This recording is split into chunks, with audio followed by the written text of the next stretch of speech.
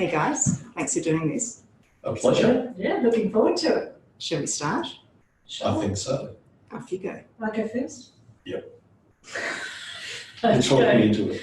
Oh, I'm scared of this question. Have you ever wished you stayed at a lower level of management? Do you want me to answer that? Go for it. Pretty simple. No, never. I hate being told what to do. Why would you miss out on the great gift of being able to boss people around and make decisions? I've always wanted to do more of that, so no, absolutely, definitely no.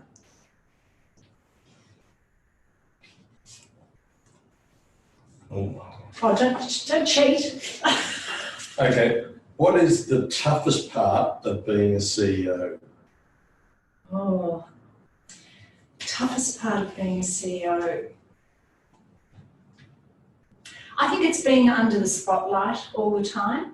I think it's the fact that people take on board and listen to your every word when 90% of it is not necessarily worth listening to. That would be my feeling. What do you think? For me, it's the pressure of always having to be responsible and mature in my That's hard for you. in my responses. It is hard for me. So, and in fact, the first time I realised the pressure of being a CEO was when I said something offhand that I thought was flippant, that someone took seriously. Yeah. And the person who worked for me told me that there was a staff member in the team room in tears. And I thought, Yeah. I kind of get it now. Yes, yeah, no, I agree. Okay. What has been the most endearing project you have implemented for the community or the sector?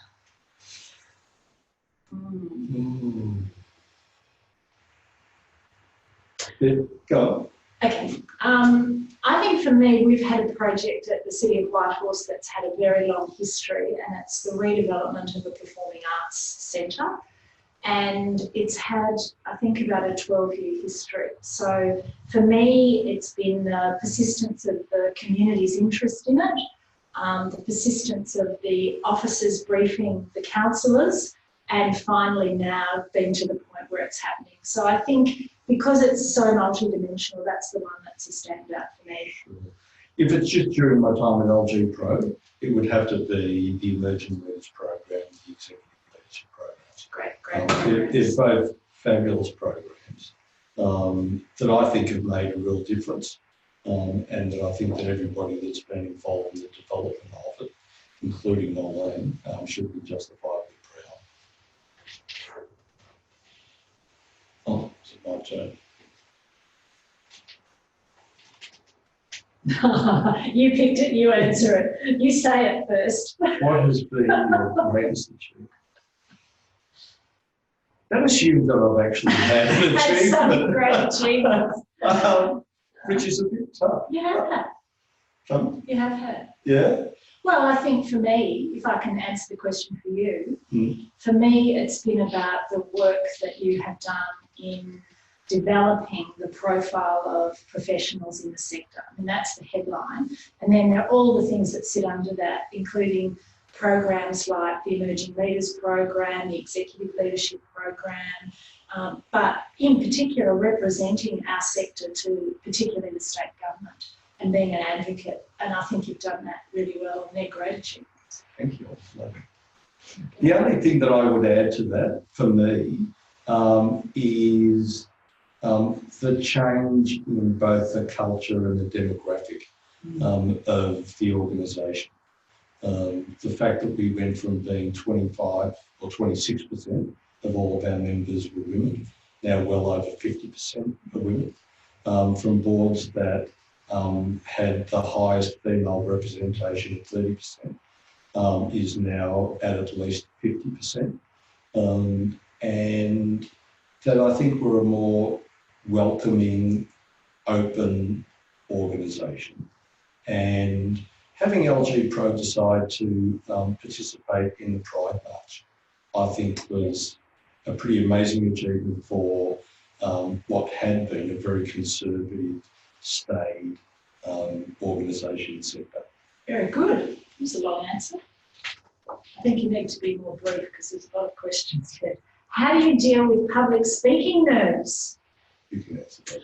I had very good instruction once from a woman who you've employed here. I can't advertise because that would be bad. And she said, she was an opera singer. And she said, what you do is you take a big breath and you cough before you go up to the lectern. And I've always done that, and I never have any public speaking nerves now. That's not true. I'd be lying if I said I don't have public speaking nerves. The way that I deal with it is, one, I try and acquaint myself with the space that I'll be in. Two, I actually like to meet some of the people I'm speaking to, because I'm actually good at public conversation. I think I'm really quite poor at public speaking. So I like to meet people so that I feel like I'm having a conversation when I stand up, which decreases my nerves considerably. I agree. I think knowing the audience, I always like to know who I'm talking to, because really then you've got to pitch what you're saying to that audience.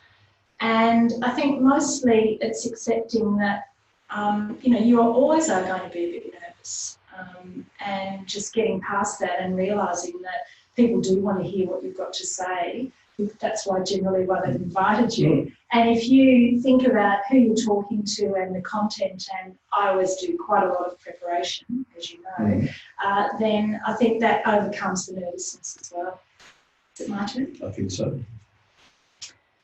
Who do you think, dead or alive, is the weakest leader of our time and why? I'm trying to toss up between is weakest the poorest performing or the poorest values of any leader of our time. Oh. Because if it's values, whilst he's not quite in the leadership role, Peter Duff would have to be the leader with the lowest level of integrity and compassion of any leader that I can remember seeing. And he's very closely followed by Donald Trump. Well, I was going to say, and all the time you've been talking, I had in my head straight away Donald Trump. And I think I agree with you, that's values-based for me, but it's also the weakness of just being populist and really not leading and guiding for the community of the US. So I think he's the weakest. Yeah. Your turn. Your biggest regret as a leader? Je ne regrette pas. That's a hard one. Do you want to have a go at that? I'm actually finding that really difficult, because I can honestly say that I have very few regrets, and things that I haven't done well, I've never tried to dwell on. So once something is finished, and unless there's something really valuable to learn out of it, I usually just forget it ever happened. So You're lucky. I am. That's why I sleep well every night. So I can't really think of my biggest regret. No.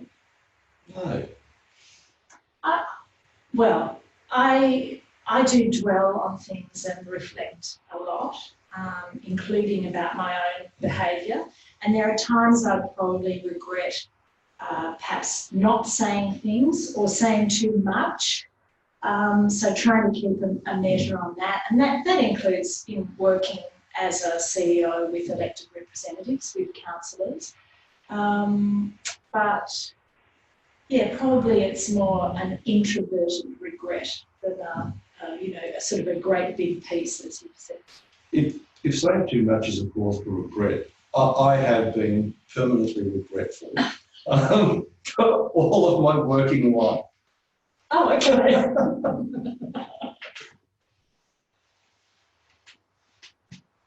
What matters to you most? What matters to you most? I think looking after yourself and the people that you care about. I think at the end of the day, we get focused on lots of work-related and some big issues, but at the end of the day, what counts is looking after yourself and the people in your life that you care about and that you love. And for me, that's really what matters to me. Yep. And my answer's exactly the same. Got nothing to add to Just a that. copycat. Well, no, not really. I was going to go with care, commitment and integrity. But I thought you expressed it much better than It's me. okay. The one thing you would love to shout at the top of your lungs but can't because you're a leader. Oh. I probably can't tell you.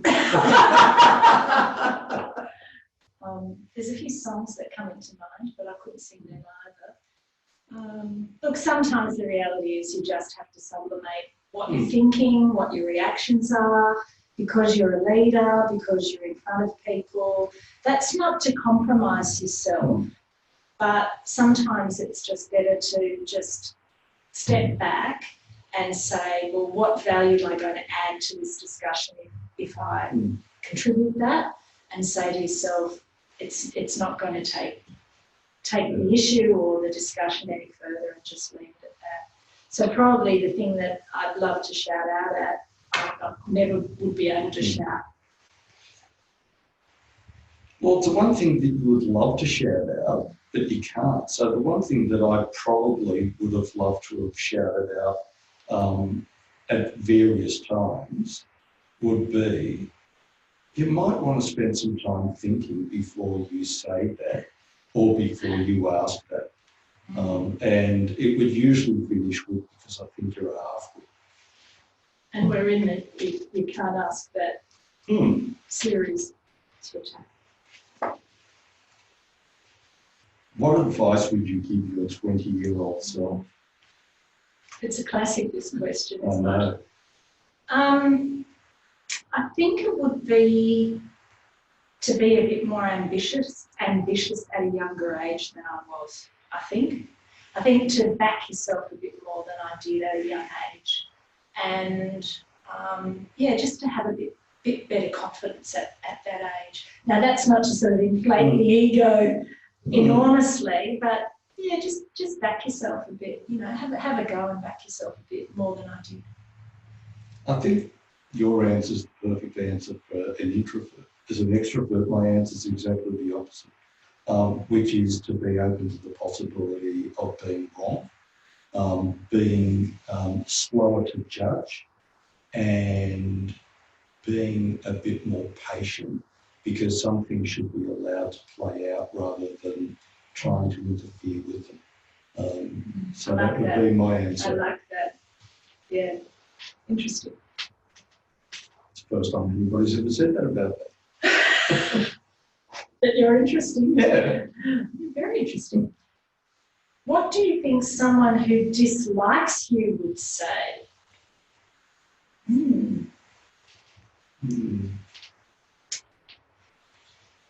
I think they might say, well, I can tell you what they have said if you like. Please do. That I'm cool and aloof and highly opinionated. That's all true. I agree with that. Yeah, look, I'm sure I would get the highly opinionated, but I'd get talks too much. And rather than being aloof, I think they describe me as being pushy. Pushy. It's just when you're haggling. Yeah. Well, we're only talking about people who dislike. Yes, that's right. Yeah, Yeah. correct. Not the ones that do. Okay. And as soon as I meet one of those people, I'll let you know. Thank you. I've met lots of them. But no, they're just like you. How do you believe someone can win at life? Oh. Win at life. Well, okay, we'll get deep and meaningful here. I think winning at life is really about being true to yourself. Being yourself, being true to yourself, aligning your behaviour with your values. I think then you win, whatever that means for you. Different things to different people. I kind of find the notion of winning at life a bit of a strange notion. But for me, it would be being clear about your values, behaving your values, because I think that what you do is much more important than what you think, and love well and be loved. Oh, you have really good answers. How do you build trust with your staff? Why are you looking at me? I answered the last question. Okay. No, because I think you're outstanding at it. So I thought that I'd give you the first shot. I'm happy to do it. Yeah, go for it. Okay. I think it's really simple. I think the first thing is you have to genuinely care about the people you work with. And you can't feign that. I've tried. No good. And the other one is to be consistent with, if you say you're going to do something, do it. And if you commit to a path, commit to it, but stay open to the possibility of how that might change, but then communicate it. So it's really about doing what you say you're going to do. Yeah, I just think it's being honest and open. And sometimes, as you know, if you're in a leadership role, that can be really difficult, but there's always an openness that you can have with people, even if it's in a situation of conflict or in an industrial situation. You know, there's information that you can share and be open about. Yep. I agree. It's whose turn, is it? No. I have to cough.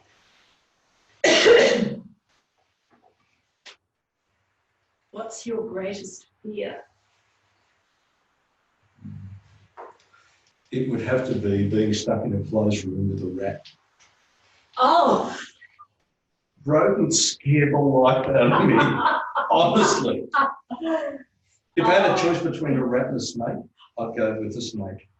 You'd stick with the snake. Personally, I don't like bats. I know that's weird because generally you're more likely to be in a room with a rat than a bat, but bats I'm not big on, and it's mainly because they carry terrible disease, but they sort of fly at you, whereas at least you can see a rat on the floor. It's a bit like life, really. I think it's a bit like being a CEO. Maybe that's of a why I'm council. really frightened of rats, because it's just kind of like a smelly version of life. Okay, well, that might be that one. I think that was supposed to be a more philosophical Yeah, thing. I think so. Anyway. Oh. Do you think there's really a future for local government as we know it, or do you think regional governments or some kind of super local governments are inevitable? I think there's a future for local government. Whether it's within a broader context of government, I'm not too sure. But I think there is a place for the local, and I think, in fact, in the world we're seeing today, there's more and more of a wish to be connected locally. And I think people will protect that ultimately. So I think there's a real future for local government as we know it. I agree completely with that, and I think that local government has the opportunity to have a greater connection and impact on people who are disengaged from government, and in fact disengaged from a whole range of things that are happening around them. Getting there. Tell us about a time when you utterly failed at something and what you learned. Apart from foreign languages. Utterly failed at something. I don't think I've utterly failed at a lot of things. But It's so wrong. Come on, David. Quick. Okay. I've utterly failed at doing anything that was manual and practical. So I have absolutely no ability in that. And what I learned was that I have really poor visuospatial skills. And according to a friend of mine who's a psychiatrist, I only have half a brain. And the half that deals with visuospatial, I don't have. and I think he's right. Okay, I think I'm a great perseverer, and I have utterly failed at digital things, and I will not let them beat me. So I just stick at it until I can figure it out. I'm not asked the 5-year-old to program the computer. I'll just stick at it and Google and work it through and research and ask people and work it out and stick at it. So yes, I utterly fail, and what I learned is if I stick at it and persevere, I'll eventually get there. And I think that's probably what I do at work most of the time. And I learned you don't have to pay 5-year-olds much to do digital stuff. Have you ever wanted to tell others what you really thought of them or their ideas? Generally, I do tell them. It's one of my faults. I've often told them. It hasn't won me too many friends, but yes. I think sometimes they haven't known I've told them, but I have told them. But yeah, honesty is the best policy. It doesn't always get you there, but anyway. No, they've known when I've told them, unfortunately. I don't do subtle. No. What part of the job have you hated the most?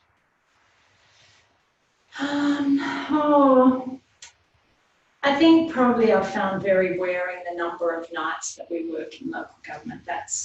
Sometimes that's really hard when that gets to be, consistently 3 or 4 nights a week, and sometimes it is. And it's highly interactive, so it's an extroverted exercise that can be very wearing.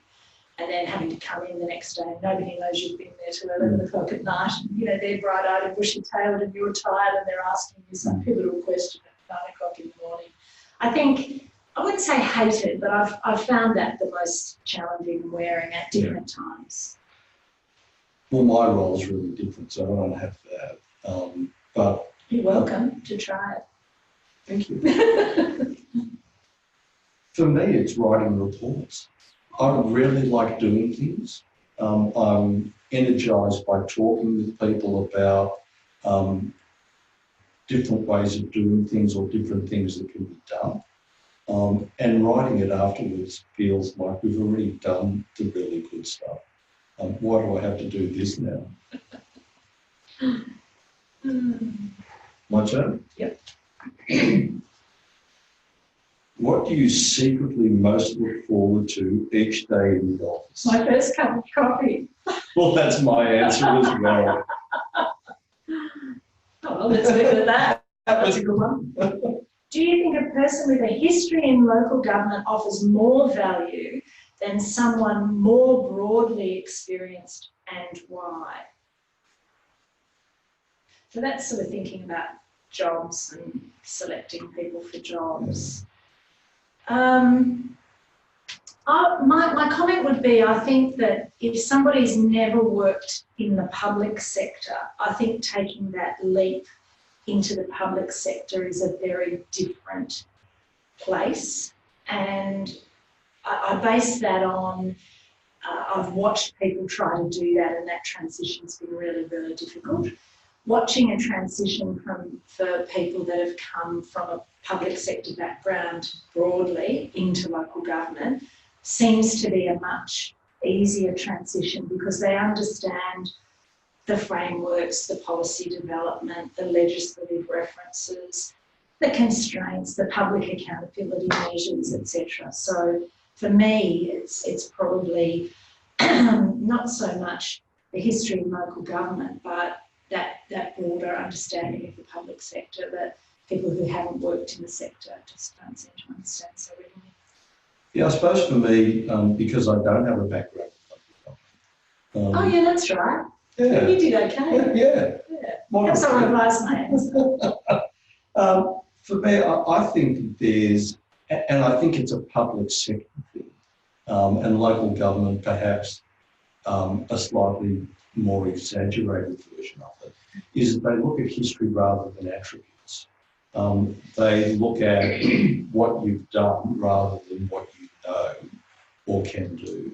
So for me, the answer is, I think a person with really terrific attributes who's open is able to listen and learn, it doesn't matter where they got their experience from, as long as they've got the right attributes. And I think there's stuff in terms of local government about policy engagement, understanding the political process. They're the sort of attributes you need to look for. Where people develop them is less important. A couple to go.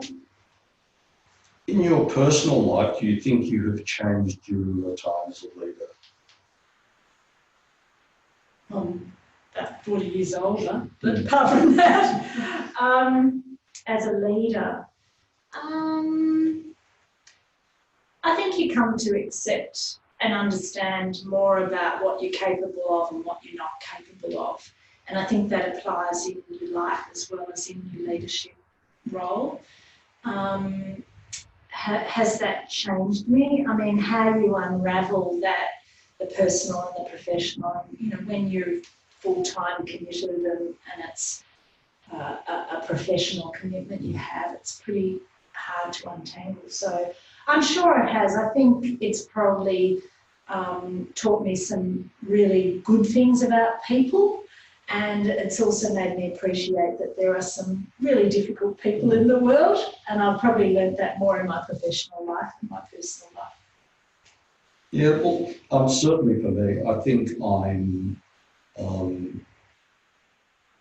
more patient.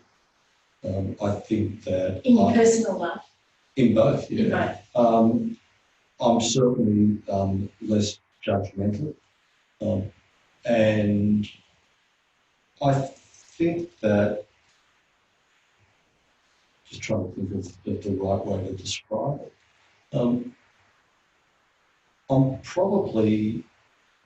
I've worked out what I think is important enough to worry about. And I've discovered that list has got smaller and smaller over time. No, honestly. And it's one of the things that I think it was, for me, a survival strategy. Because if you worry about everything that you're supposed to have responsibility for, you'd never do anything but worry. Very good. What sacrifices have you made to be where you are?